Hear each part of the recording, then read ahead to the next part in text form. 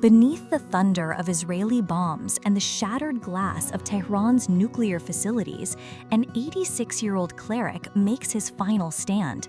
This is Ayatollah Ali Khamenei, the shadowy architect of Iran's Islamic Republic, the mastermind behind its nuclear ambitions, and the man who ignited the Middle East's most dangerous war in generations. For 35 years, he's ruled Iran with an iron fist from his gilded prayer mat. But now, as U.S. jets join Israeli strikes in Operation Midnight Hammer, his reign faces its fiery reckoning. Who is this poet turned tyrant? And how did his quest for absolute power push the world to the brink?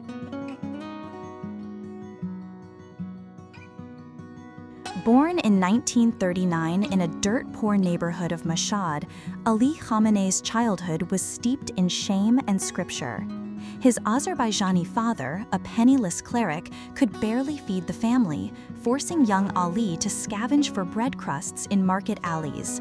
At age 13, he discovered escape in radical sermons by anti-Shah cleric Nawab Safavi, who preached, "The West bleeds Islam with every breath."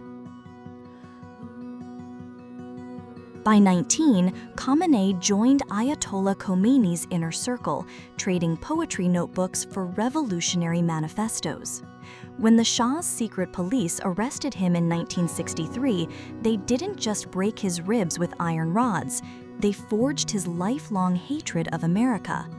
In those torture chambers, the future supreme leader learned his core doctrine: only pain can purify, only force can command respect. After the 1979 revolution, Khamenei's rise was drenched in blood and deception. While publicly negotiating the U.S. hostage crisis, he secretly commanded IRGC death squads executing dissidents. Then came the bomb that changed everything. In 1981, an opposition group's explosion tore through his lungs and paralyzed his right arm. The near-death experience transformed him. He saw enemies everywhere. As president during the Iran-Iraq War, he made horrifying choices, diverting food shipments to front lines while sending children as young as 12 to clear minefields with plastic's keys to heaven. When Khomeini died in 1989, Khamenei staged a constitutional coup. Overnight, he erased requirements for supreme leaders to be top Islamic scholars, a job he'd failed to achieve. The seminary dropout had become Iran's unquestioned God King. For 3 decades, Khamenei played a double game that poisoned the Middle East. He issued a holy fatwa banning nuclear weapons while secretly funding Dr. Mohsen Fakhrizadeh's bomb program. He preached Islamic unity while deploying Quds Force operatives to arm Hezbollah in Lebanon, Hamas in Gaza, and Houthi rebels in Yemen, an axis of resistance that drowned the region in blood. But at home, his brutality knew no limits. In 2009, he ordered snipers to shoot Green Movement protesters in the heart. During the 2022 Mahsa Amini uprising, security forces were instructed to rape female detainees as moral correction. These atrocities fueled his isolation and Israel's boldness. By 2025, Israeli drones began picking off his generals one by one. June 2025 became Khamenei's month of reckoning.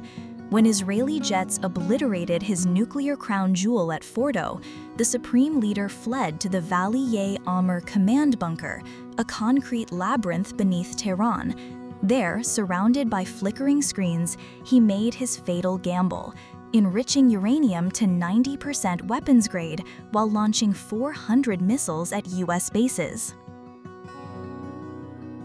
The result was catastrophic humiliation. American defenses intercepted 97% of his rockets, while Israel assassinated 15 top IRGC commanders, including his closest strategists. Now, the bunker has become his prison. He communicates only through a single trusted aide as Trump's bombers circle overhead.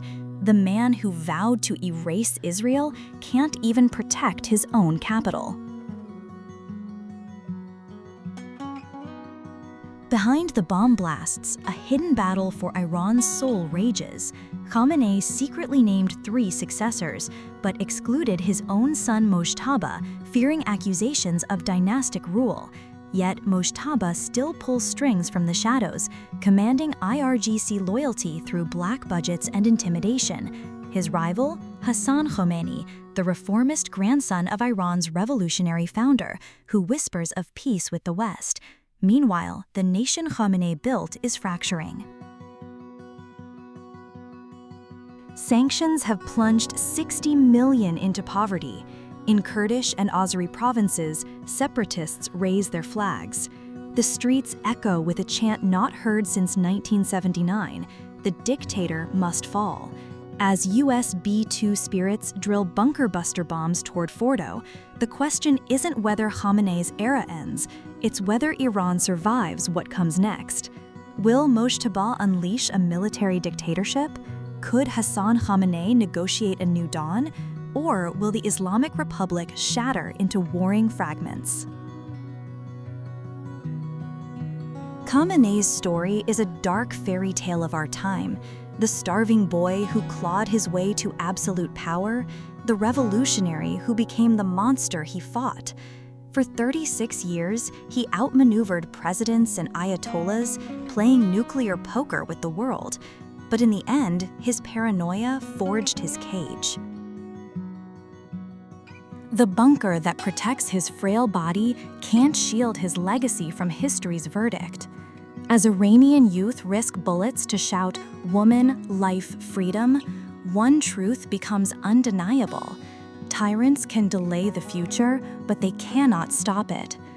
The Middle East's fate now hinges on what rises from Khamenei's ashes.